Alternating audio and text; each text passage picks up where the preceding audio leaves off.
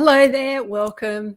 It's 𝓀𝓸𝓬𝓲𝓪 bringing the Existential Cuppa to you all by my lonesome today because my lovely friend Marg is actually on mum duties. She's off at a presentation ceremony for her daughter. So it's just me, but don't despair. I've got something really exciting lined up. I am going to be talking to the lovely Adaire Palmer, and let me just read her bio to you before I bring her in and we start talking about what it was like for Adaire to move out of resistance and into flow, and how she knows these days what that feels like and what she does about it. So Adaire describes herself as a baby boomer living a laptop style on a houseboat in Queensland. Sounds awesome. She works primarily with influencers and does one-to-one coaching, and her superpowers are live broadcasting and chatbots. She has a collaborative TV channel that's broadcast over 50 channels of TV on demand via the Binge Network syndication program. And I also happen to know she's an Amazon Live influencer because she's interviewed me and some of my other co-authors on her channel, bless. As a passionate advocate for healthy and sustainable living, Adaire strives to see change in the world, and she's transformed from being a horrible warning to a good example. Just ask her kids. Here are some things that she challenges you to do in midlife, because she's done them herself, that scare the bejesus out of you. 1, leave your husband of 20 years. 2, move across the country. 3, be homeless for a year, and she's got in brackets there just for shits and giggles. 4, buy a houseboat so you'll never be homeless ever again. 5, I nearly said 6 there. 5, rise up from the terror of having to learn a boatload of new stuff to successfully live off the grid and have a life to which she is becoming accustomed. And 6, hope you inspire some other midlife women to ride the waves as well. Excellent advice. 7, get good at tech and self-learning so you can earn your keep without relying on anyone else. Love that tip. And number 8, have a fabulous time. She's got in brackets again, mostly, doing it again. So without further ado, let's bring the gorgeous Adaire in and let's get started. Hello. It's so good to see you. Hi, Linda. So good to see you too. It has been a while. I know I've spoken to you from the other side of the picture, you and Margaret, and I've really enjoyed your existential cuppas. And I think it's a brilliant concept. So thank you so much. Yeah, and it's a pleasure to be here. It really is. Wonderful. So, as you know, Marg and I have been talking about all things intuition and fear and truth and trust and all of these sort of things. And the common theme that runs through all of those topics is being in the flow. And so I know that you're someone who has discovered how to go with the flow and how your life has actually changed. Because like when we first crossed paths, you were living in Adelaide in what appeared from the outside to be a very stable, long-term relationship. And the next time I connected with you, you're at 𝓀𝓪𝓲𝓽𝓮𝓲 Island. So, yeah. Do you want to share a little bit? You don't need to tell us the gory details of what happened, but more from the perspective of moving out of an area of resistance, what the resistance felt like and how it showed up. And how you actually move through that into a place where you're now obviously radiantly happy and in a place of flow and living the laptop lifestyle on a boat. I know, right? Sometimes I have to pinch myself to see if it's true. Hey, Roz, good to see you. And Deb's here as well. The girls. Bring your friends, bring them all. Let's all have a chat. Let's have a party at the Existential Cuppa. Yeah. Absolutely. So in a nutshell, oops, hang on, I have gone. My camera's been unplugged. Oh.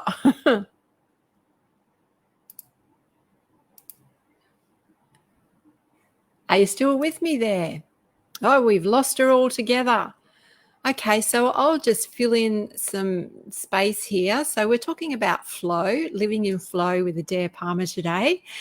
And we're just going with the flow now because for some reason her camera is disconnected, but I'm sure she'll be back on board, so to speak, as soon as she can, because Adaire is these days living on a lifeboat. I mean, lifeboat. Oh my God. I'm glad she didn't hear that. Houseboat. So what Roz is saying, sorry about that, camera came unplugged. What did you do, Adaire? Okay, so living in flow is, when you're actually in the flow, it feels really open, expansive and easy. You know, life just comes to you so easily. Roz is telling me that lifeboat was actually a good slip. I'm sure her life has been saved a few times already. Absolutely. Through her own efforts and, of course, the beautiful guides and divine angelic help that is available to all of us at any time, should we ask for it. I'm not sure what's going on with Adaire there. I'm hoping she'll be back on screen with us very, very soon, because she has a really interesting story to tell us about some of the challenges that she's faced, what those challenges feel like as they show up as resistance, and what resistance can actually look like when you're sitting in it. It's not always what you think it would be. And then what it's like to actually move through those blocks and that resistance and step into the openness of flow. And here she is. She's back. Let's bring Adaire back on board. Are you with us there? Hello again. Yeah, I just thought I'd just pop out for a nap. Okay. You're feeling recharged, re-energized? I am having internet issues, but I'm not letting that stop me. I just jumped in on my mobile device, and I could hear you talking there. Yes, sometimes I need a life raft. So just before we get bumped off again, it's just being in flow is something that I think one of the things is that I can only speak for myself, didn't feel like I was worthy of being in flow. I thought that unless what life felt like it was full of angst and Roz, you can wait. I didn't. If it was like, it didn't feel like, unless I was all bunched up inside and feeling like I was in a hurry to get somewhere or do something, or there was something missing, then I didn't feel like, it needed a complete paradigm shift for that to happen.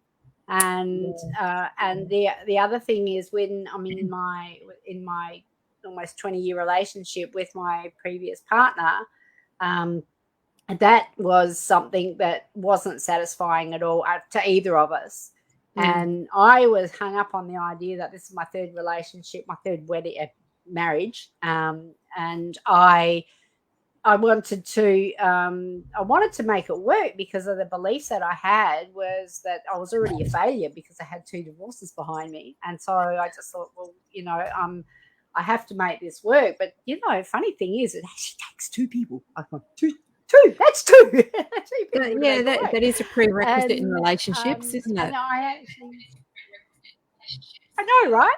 Took me a little while to figure that one out. But I'm but curious I wasn't doing my best, and we weren't bringing out the best in each other. Yeah, I'm curious about something you said right at the beginning about not being worthy of flow. And I'm also curious about, this concept of flow. Was that something that you were actually consciously aware of at that point in your life? Or is this a concept that because it seems to be something that comes with spiritual awakening, this idea of flow and being able to move into flow and, actually co-creating rather than trying to control. So, was that something you were already open to at that point? And if so, that feeling of being unworthy of flow, can we explore that a little bit too? That's a really interesting concept, and I think it's a really important one. Well, there's a couple of things that my mentor back then, when I started on the journey, and I thought I was fully awake then too, and I probably you know, like a marginally less asleep now than what I was back then, because I just know how little we do know as humans. We do know, but back I was following Bob Proctor, and I was soaking up every single word he said, you know.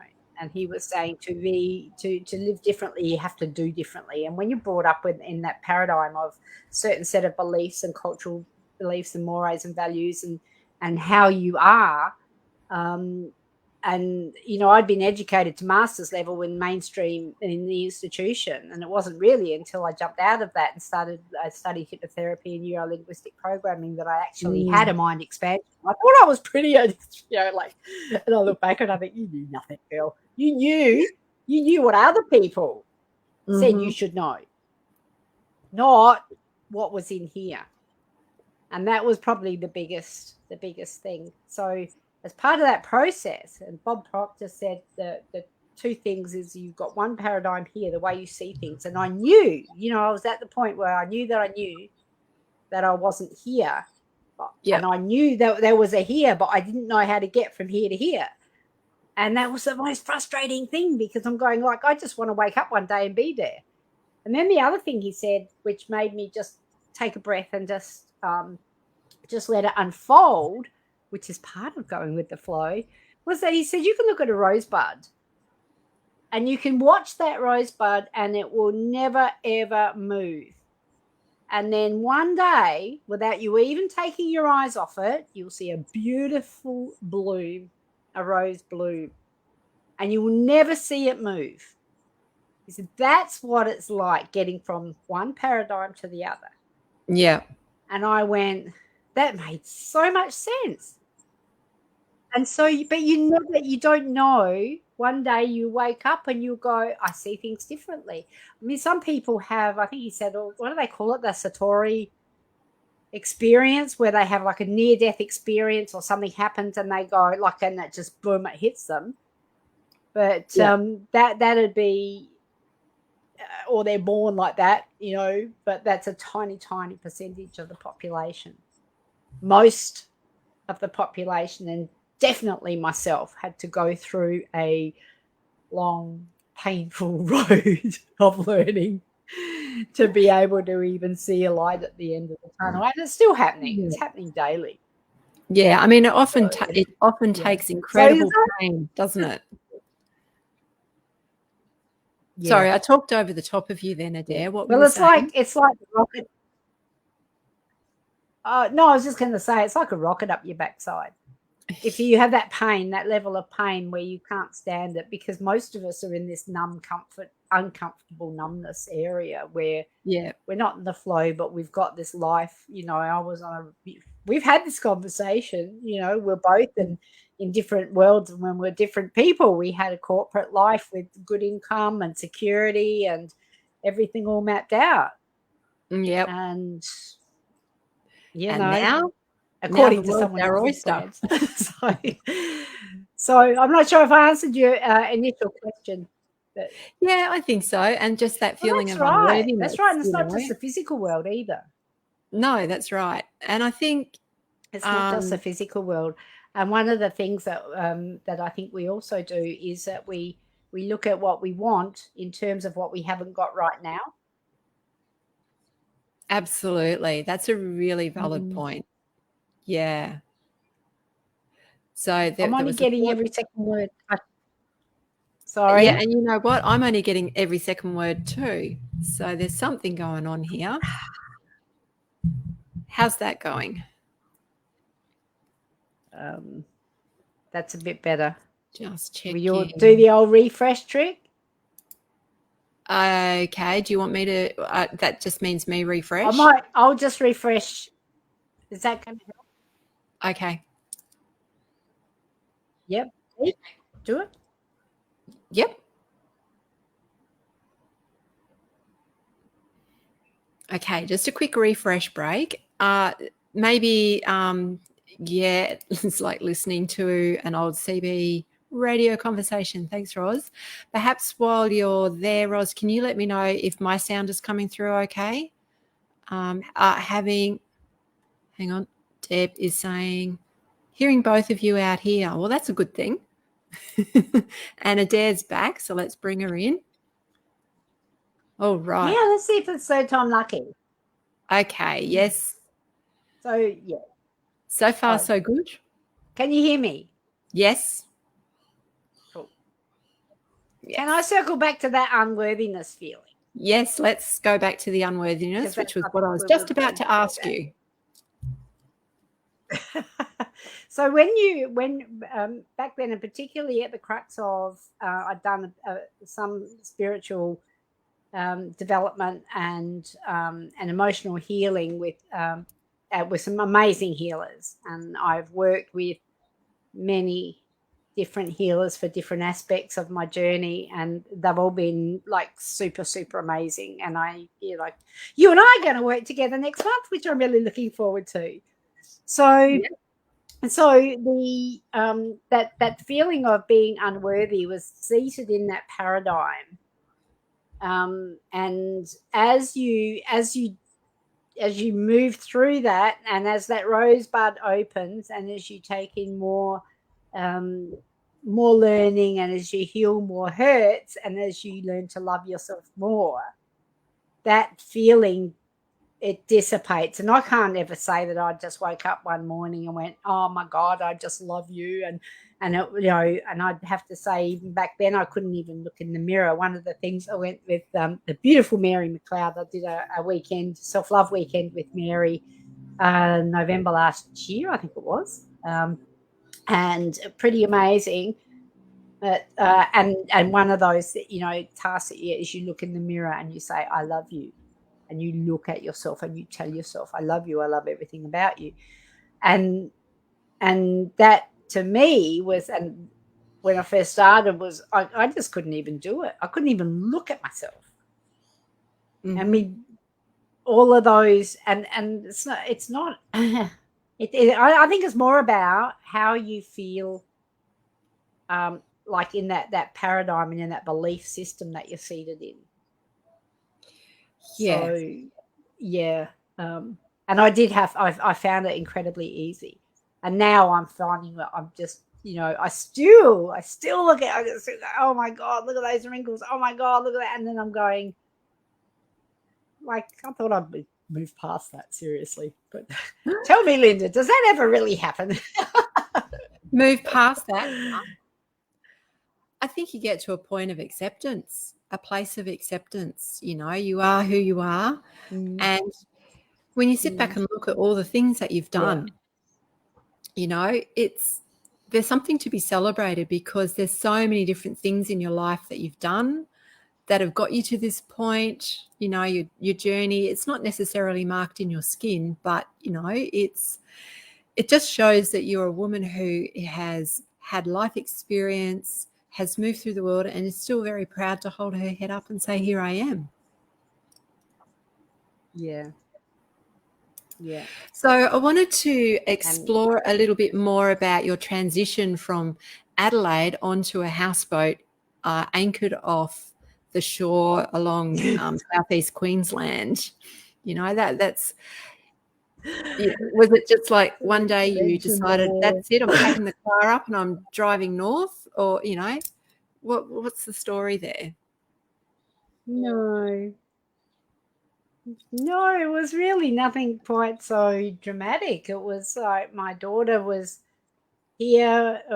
She came from Adelaide, and that was in the process of the relationship breaking down. I'd have to say the best relationship breakdown ever. Like, we had a completely conscious uncoupling. It was done respectfully, and it was done with love. And, you know, there was no animosity or no angst. It was very supportive on both sides.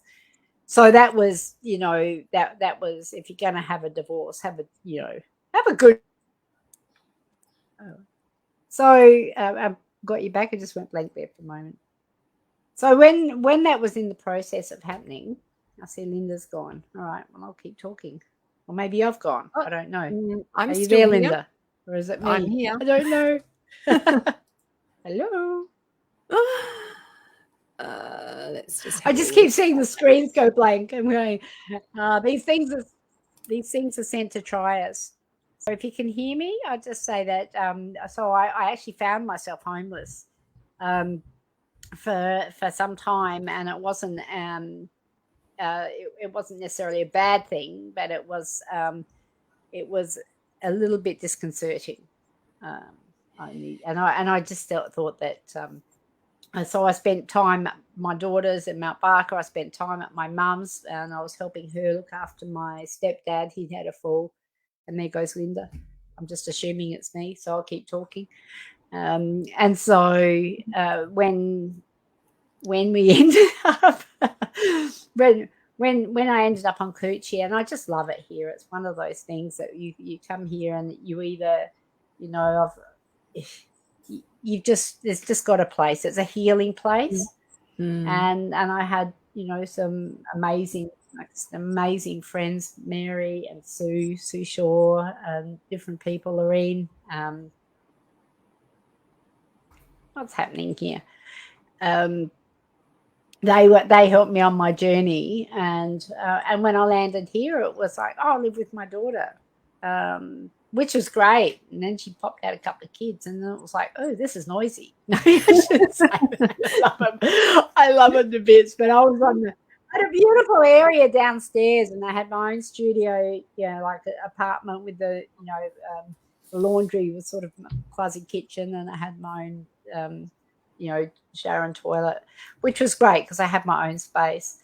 And then they moved to a house had more bedrooms but less space for me, and we had shared facilities for kitchen and bathroom, and I just went, this is not going to work. So that was around about October last year that they just started making, because upstairs for them was just not, it wasn't tenable for all the 5 people in a 2-bedroom house, 3 kids and 2 adults. Yeah, Roz is saying I'd run for the noise. I'll have my own space. Yes. And so I started looking around, and I'd have to say at the time when I'd asked Wayne a couple of years earlier if we could sell the house so I could have some money to do something with, and he said he wasn't ready, and I was a bit cranky. Oh, here goes the sound again. Are we here? And so, but how that means going with the flow, and it's accepting what's happening, because it took the 2 of us to work together. And if I had insisted that he'd sold the house before he was ready, we probably would have got, and I would have to say around 80. Oh, I'll refresh. Hang on.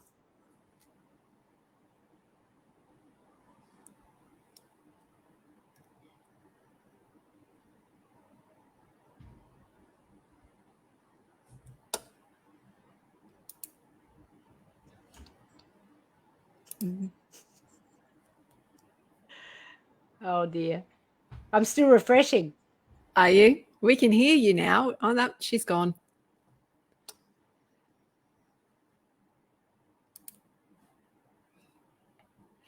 Absolutely. I have had a bit of a circus with my technology this morning too. So I wonder what's going on out there. It's interesting, isn't it? So Adaire is back. Let's bring her in. Looking quite refreshed. There we go. Yeah. Cheers. I mean, it's a berry kombucha, homemade on the boat. Oh, lovely. Yeah. So the upshot of being homeless and then living with my daughter for a year, and I don't think I'm the only woman in her 50s that had been in that position as well. But said the situation, the universe is solar flares from the sun. Yes, Debbie. Could be. So I think that there was a series of events that conspired to put extra money in my pocket, and when they were ready to sell the house, we got about 80,000 more for it than what I ever thought we would.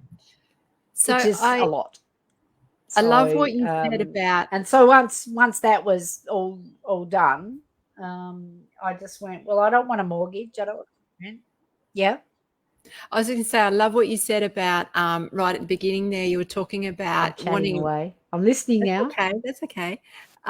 Wanting to sell your house because you needed money, but your husband or your ex-partner wasn't quite ready to sell at that point, and you had to find a place of acceptance.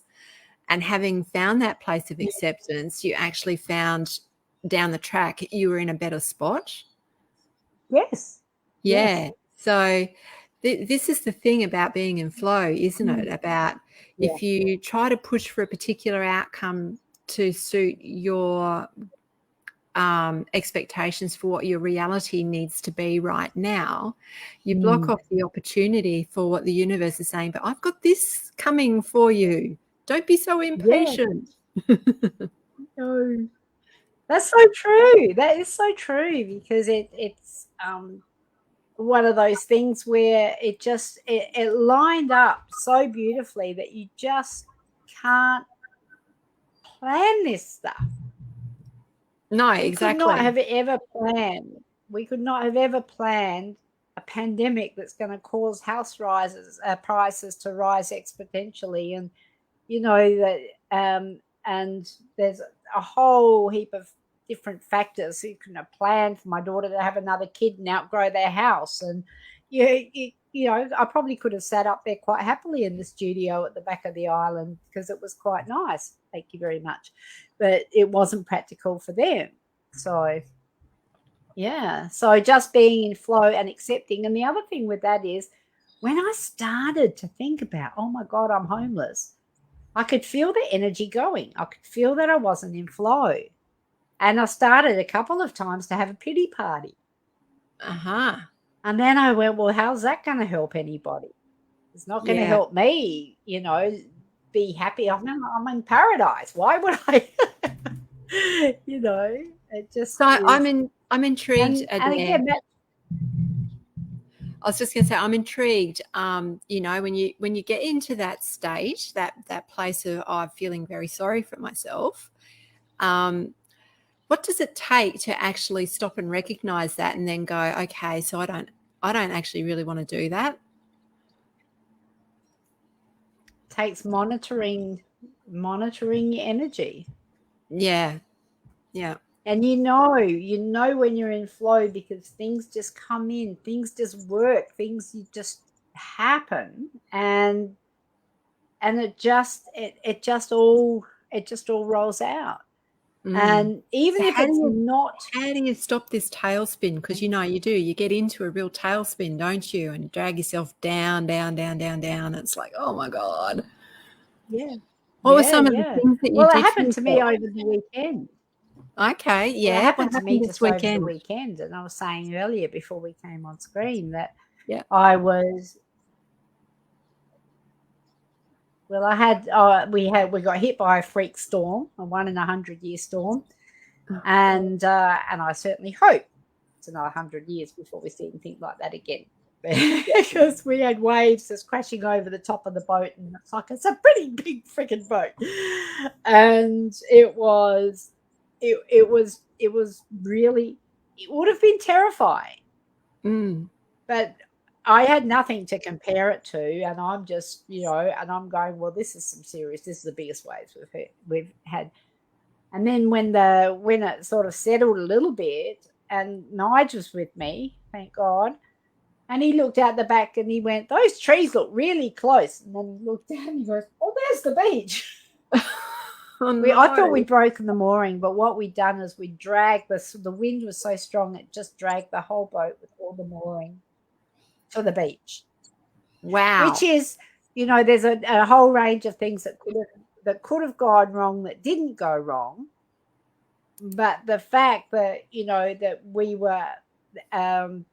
that we were still attached to the mooring. I hope I see it in 100 years. I'd be a bit doddery. I will all have artificial hearing and eyes, whatever, with the little robots. I'm not even joking about that. But I'm going. I kept my cool. And made some phone calls.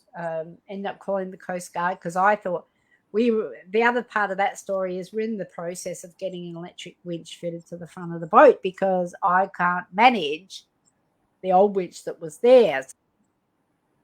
Oh, goodness. We were just getting to the juicy bit. So we'll just wait for Adaire. Hopefully she can make it back on. That would be beautiful if she can. And I'm getting some, this is an interesting comment, Roz. Not sure what you mean by that one, but looks interesting. So some of the things that Adaire was just mentioning then, I think are really, really potent ways of helping yourself move beyond your comfort zone. You know, the ability to recognize what it is you're feeling and to be willing and open and able to make decisions that allow you to move into a different direction. Oh, we've lost her again. So, you know, some of the things that can help you attain this level of awareness are things like mindfulness, as simple as having a mindfulness practice and then bringing that off the mat. She's back. How are you going? Oh, dear. Life on a houseboat. This is the universe going, how bad do you want this? Yeah. Yeah.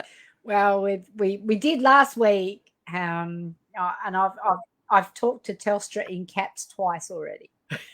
Oh, you yelled at Telstra. I talked in caps. So fair enough. So you're telling us about sorry, your whole mooring had actually been dragged along with the boat over to the beach. Yeah.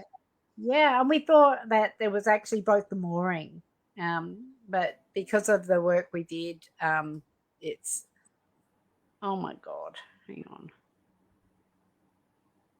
Go away.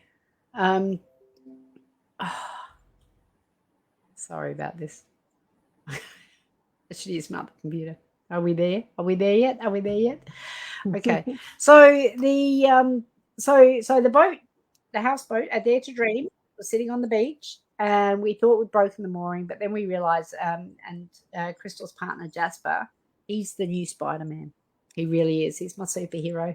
So he came out, and he came to help us because he's got a tinny. He's had a little bit of boating experience, probably a little bit more than us, but he's really quite confident around, you know, like he's good. He's really good. And so he came and he was helping us with the sand anchor because I didn't have the big anchor. So I thought, what's going to happen? Because thankfully there was no damage to the boat. There was no damage, or there was minor bits and pieces, but nothing that was setting in water or doing anything, you know. Yeah. So we just thought, well, okay, when the tide comes in, we're just going to float, and then we'll end up where? Because I have no anchor, and we've got a sand anchor, but that wasn't attached. So there's some lessons there about, you know, I'm feeling a bit like a sitting duck, and it was things that I thought were done weren't done. So there's a couple of things there, and that's I need to take responsibility for everything that happens on my boat. Not leave it to anybody else, and always, you know, and make sure for myself that the thing's done properly, because we've had, you know, we've had tradies and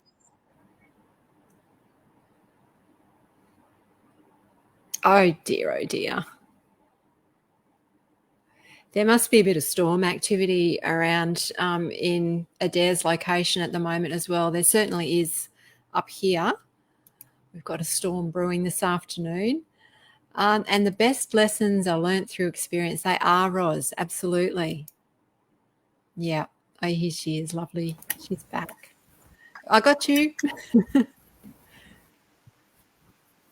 Who's got me? Who's got you? Hang on. I've just figured out what it is. Awesome. We can tell you're on a boat, Adaire, because the dream catcher just behind you is rocking.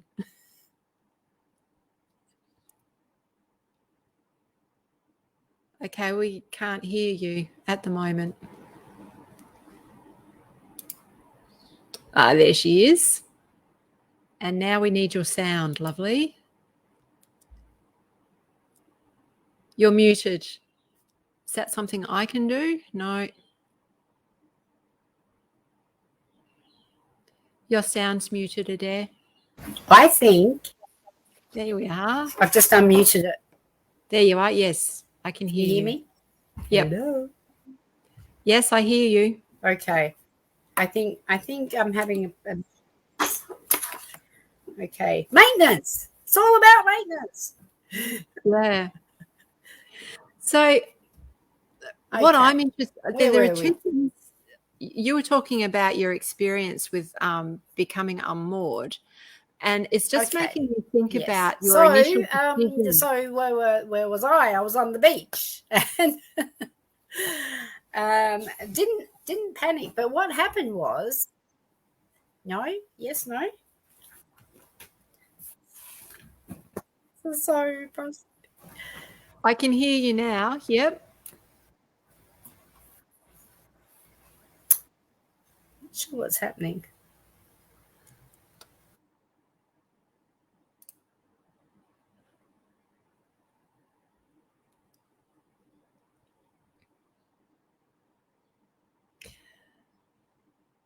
So I think I was just talking a little bit about mindfulness before as a way to enhance your ability to stop and notice and look at what's actually happening for you and what you're experiencing in the moment. And it does take a little bit of practice. Here we go. We've got Adaire coming back. Let's see how we go. Hello, hello. Are you staying this time?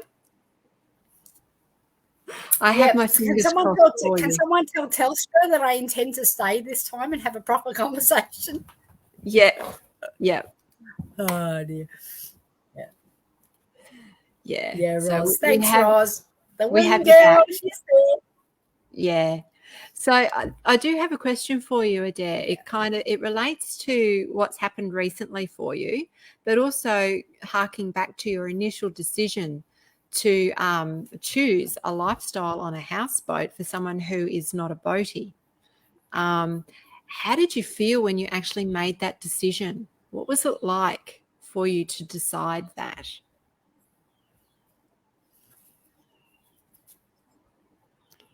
Uh-oh. Did you catch the question? I don't think I did. Okay, so the question is... I wasn't, you know how some people... Yes, the sound is definitely cutting in. How did I end up here?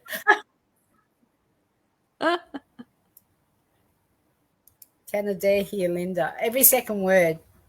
I'm wondering if I jump in on my phone, will that hurt?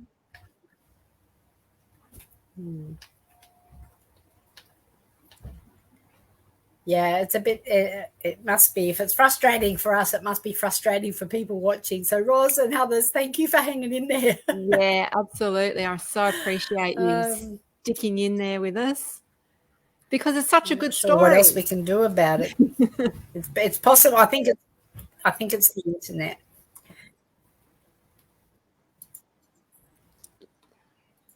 I'm just seeing if I can make the camera resolution lower.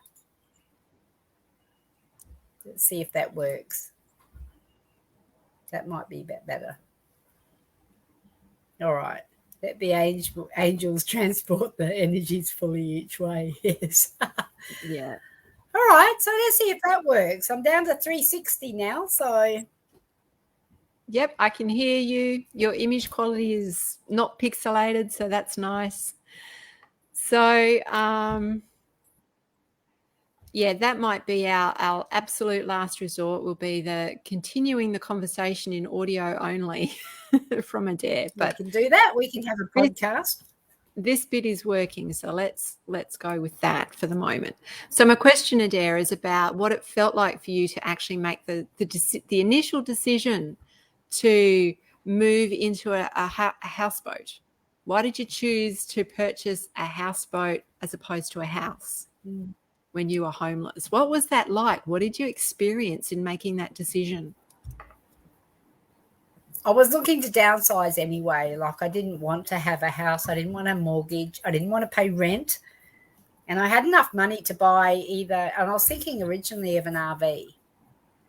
And I wanted something that would give me, that was, you know, tiny houses I looked at as well, but then you still got to have the land. And, you know, that was sort of my main thing was to say I was blessed to have enough money that I could buy something and purchase it outright, and then that's mine, and I don't have to worry about where I'm living or what else, you know. So an RV was the first option. I didn't really even consider a houseboat until my daughter started making, we have to move out of these where we are noises house.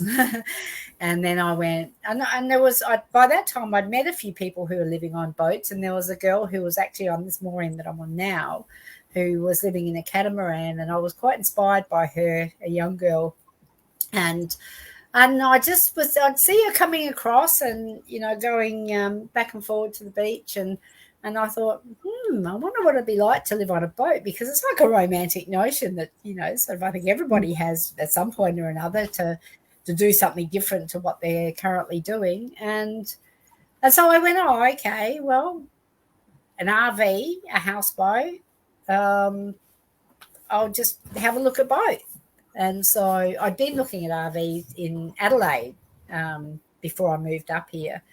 And so I just went, okay, so that wasn't off the menu. And then I started expanding that consideration to looking at houseboats. And I saw some really cool ones. So just having a look online and then making some appointments to go and have a look at some in, you know, in real life. And that was in about December last year that we just started looking. And we saw maybe 3 or 4 boats, 3, I think, and then came back to this one. And it bought me. I didn't have a say in it. You know, it was it was one of those things where you just know.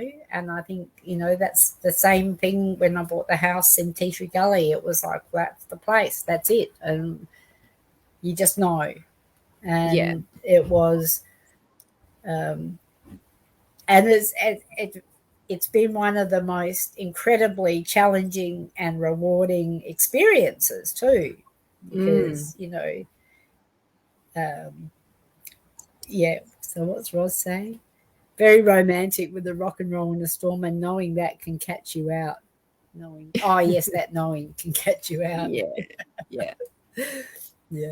Yeah.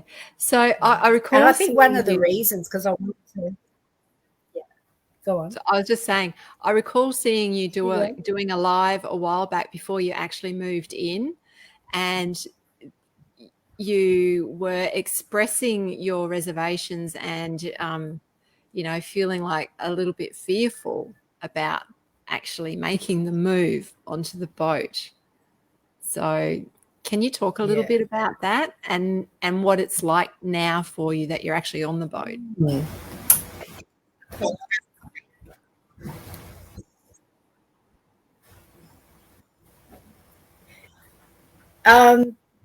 Well, it was like, it's also, I knew there'd be a learning curve ahead of me, but I didn't know how steep, and I'm glad I didn't. And the thing that comes to mind all the time, and I say it to myself daily: don't wish it were easier, wish you were better. That's a really, I don't know who said that, but it just comes up again and again and again. And it's like, when it gets too hard, it's like, don't wish it were easier, wish you were better. And one of the things that the lessons I think I'm meant to learn here for my own evolvement is, and the word maintenance comes up, and it's so true whether you're in a house or with your car or your body or your relationship or anything. anything. You've got to, once you've got it to a point, it's maintaining it. Even if it's not at the point where you want it to be, it's maintaining it. So any form of neglect is not acceptable. Yeah. In any way, shape or form. And that's been one of the things that I've noticed has been a pattern. And I think this has been sent to test me again to say, well, you've got, here's, the universe has given me this gift and it's my job to maintain it and, and improve it. Okay. And I think love that's that point of view. Yeah. Yeah. Because it's, I'm getting all teary because, it's, so on a existential level, that's, it's sometimes I just go, I can't swear, they'll bleep me out. Oh, bugger it. And it's all too hard. But then then you have days like, I'm just looking out here and I go, wow, it's not. It's and I'm here for a reason. So even though, like I said, I don't think it was even a conscious choice to be here. And it's not like, the vision boards and all that. Oh, yes, I've been wanting a boat all my life. I got my boat license in the 80s after a misspent summer on a yacht with an old boyfriend that I had unfinished business with. Did I say that out loud? Of course you're in. I'd never driven a boat. I've never driven a boat. The next minute, I've got this to do. Yeah. So your is, decision. Yeah, Roz. Yeah, I said it out loud. Yeah, we all heard it. But that's okay. You're in the Existential Cuppa little bubble of safety. It's all good. Yeah, that's good. Yeah. So it sounds like, once you've made that initial decision, it really began to be more about, it wasn't just a surface, I need somewhere to live, utilitarian type decision for you. It actually became oh my God, I'm actually meant to do this. And there are all these lessons that I'm learning about how to do this. And it's not just about how to live on a houseboat and take care of it. It's that soul responsibility or the soul level lessons in those areas that this is really bringing home for you. I just love that. And this all ties into that feeling of flow, doesn't it? About when you're actually listening to what the soul is saying it needs, life becomes so much easier. Mm-hmm. Yeah. And how has it been for you since you moved in? Yeah. And settled in? And even the tough bits, you can.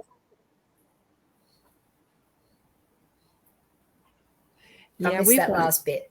We've got a time lag. I was just asking how it's been for you since you've moved in and really claimed it as your space. Yeah, well, I mean, there's three aspects that we've been working on. And I say we because Nigel's been by my side, even though I'm here 80% of the time by myself. And I really enjoy it. I really enjoy having him here. He's a darling and I love him to bits. And I really enjoy my own space as well. So it just works perfectly. That there's three aspects that of the boat. And the first bit is there's safety, functionality, and pretty. So it's got to be safe, it's got to be functional, it's got to be pretty.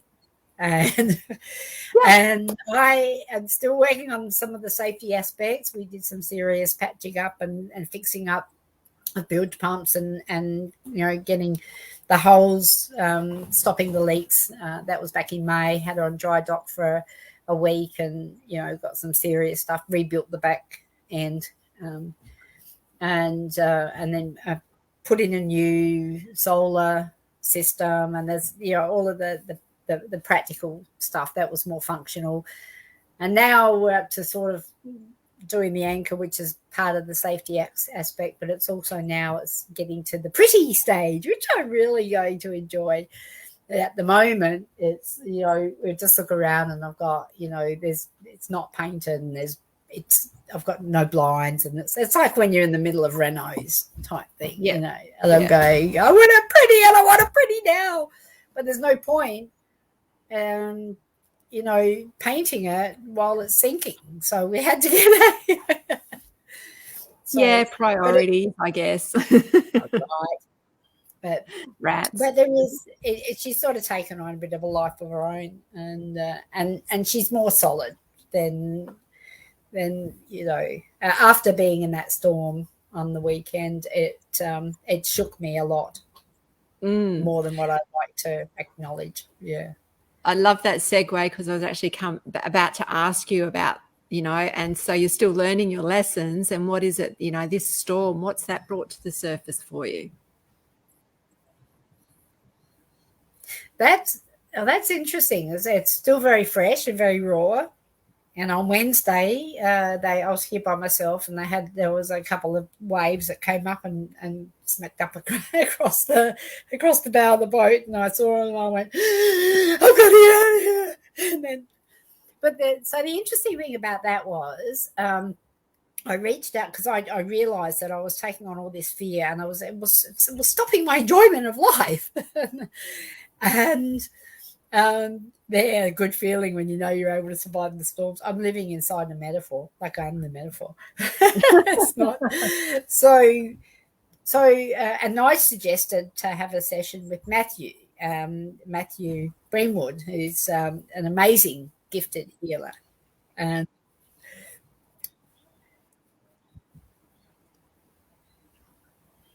so I missed that. I didn't say anything. Okay, so it was okay. So I had this. I had a session with Matthew yesterday, and the whole focus of that was looking at where the fear came from. Because I got off the boat, and then I went, I'm running away. Why am I running away? Why am I so fearful? And why is it? You know, I just don't want to live like that. And that's when you know you're not in flow. Mm-hmm. Because it just crowds in on you, and you just, you know, and you said, where are you feeling it? And I'm going, it's in my solar plexus. You know, I feel like my stomach's churning and I feel like I want to throw up. And interestingly enough, I didn't feel it in the chest tightening or anything. It was right in the stomach, really in the stomach. And so, but we went through a process, and I realized that probably a good 80 to 85%, if not more, of that fear was not mine. Interesting. So that event, it was very interesting. And this is where, you know, the conversations are totally appropriate for your Existential Cuppa, because that event that happened on Saturday night was actually, no one got hurt. There was things that could have been done that, like, left undone or not done properly, that were done. Like the hatches were closed, and I said, let's close the hatches, because if we didn't, the boat would have filled with water. And there was just different things that I'm going, oh my God. So thank God that was, when you think about it afterwards, you know, we just only that day had the water tanks put in with brackets. Otherwise they would have been like a torpedo straight through the hole. And the tinny was out the back, otherwise that would have smashed against the side of it. You know, like, there's so many things that could have gone wrong that didn't. Yeah. And here's me freaking out when a little wave comes over the bow of the boat, and I'm just going, what is it? What's happening? But I think it was all the external, like the world's living in fear now. Mm-hmm. And as an empath, I'm hooking into that, and I was vulnerable because of that situation. I could tell that what started off was, I think, was a bit of aftershock. You know, I'm not a physician or anything, but I think I can, you know, look, I can read my body and go, okay, well, I'm in a bit of shock. I'm feeling like I'm in shock, shell shock. I'm safe. We're safe now, but that feeling of not being safe. And then I'm going, that got worse, progressively Okay. worse, Yeah. until yesterday. And I wanted to cry all the time. And so Yeah. when I talked to Matthew and we went through that process, and once I realized that fear was, it's, I mean, I have a concern for the way the world's going, and I have a concern for, how my grandkids are going to grow up, and I would prefer that they grow up in a world of good democracy and tolerance and peace, and what we all strive for.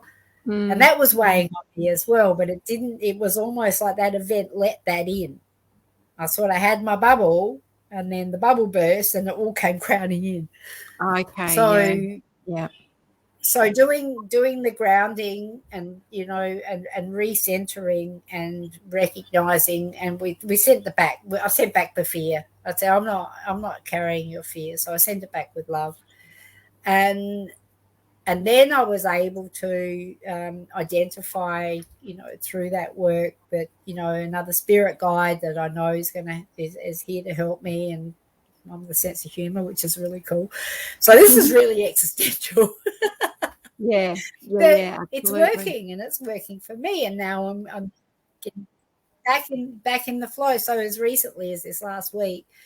So what may have happened in the past is that would have been, I would have hooked into that spiral of fear, and it would have just kept going and going and going. But seeking help early I think is critical, and stuff like that. Sometimes you can't, we might have all the best practices of meditation and grounding and just sitting in nature and doing what we can to help us heal, but sometimes it takes a bit more help with another healer, and it's and I would always suggest, I know I've got an amazing community of healers, and they'll do little healing swaps, and they'll help each other, and spirit guide with a sense of humor.